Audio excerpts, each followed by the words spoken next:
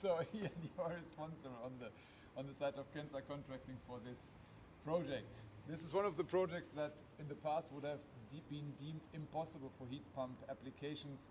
Are you just very bold, or did you have a good foresight on the possibility in this building block? I think it was very much foresight. I don't think for a second anyone believes that we just turned up one day and started doing hundreds and hundreds of heat pumps at a time.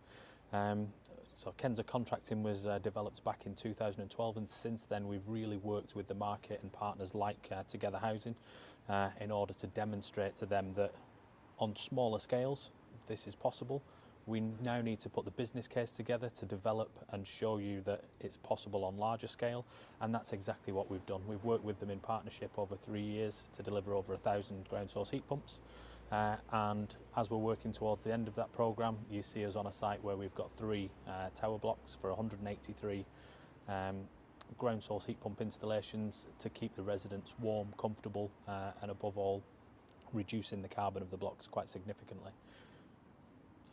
You're very known for your shoebox heat pump, but here you have done something else that might also dub as innovative, a shared ground loop. What is this all about, and is that easy to do? So there's an awful lot of calculations that go into a shared ground loop, and all of that responsibility is taken on by Kensa Contracting, which is what gives our clients the confidence to proceed with the project once the business case is in place. But essentially it's no different to a normal ground source heat pump installation. We're only putting boreholes into the ground. We're putting those boreholes up to manifolds, so we're connecting multiple boreholes, and then we're bringing that energy supply that we're collecting into the building, and we're utilising it through individual ground source heat pumps. All of the circulation of all the fluid in the ground collector is provided by the circulation pump inside the Kensa shoebox system, and as a result, even though everything is connected in a very similar way to a very traditional gas network. So instead of a gas valve opening and the ability for the burners to turn on, all we're doing is running a circulation pump and collecting that renewable energy from the ground instead. And it means that each individual property is responsible for its own operation. And who owns the ground loop? So the ground loop is owned by Together Housing, as part of the overall block, in the same way that they own the assets for the building and the equipment inside. And as part of that, Kensa Contracting have developed a training programme with Together Housing to be able to operate and maintain that equipment.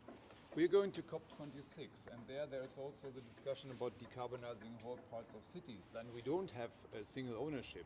You have to consider multiple ownerships, row houses, individual family houses. Would the shared ground loop also work for that? Yeah, so as I said earlier, Kensa Contracting are very much forward thinking. For the last 12 years we've been building towards projects like this, and certainly the vision for the future is that every individual street, every individual town and city has, instead of a gas main running down the middle of the street, lots of boreholes running down that street with connected ground arrays, and each one of those ground arrays would just replace the gas mains pipe that goes up to the building with a flow and return pipe to go to the building, and you would then be connected to a renewable source. How is the difference in pipe size?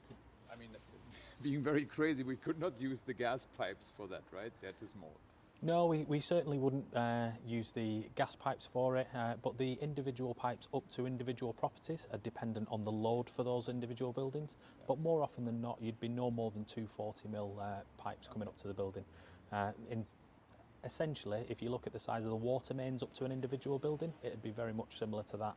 You'd just have 2 pipes instead of 1 blue pipe. Do you think we could entice gas grid operators, gas utilities, to become the new operators of energy grids in cities? That is certainly the vision for the future. That's exactly where we are looking at.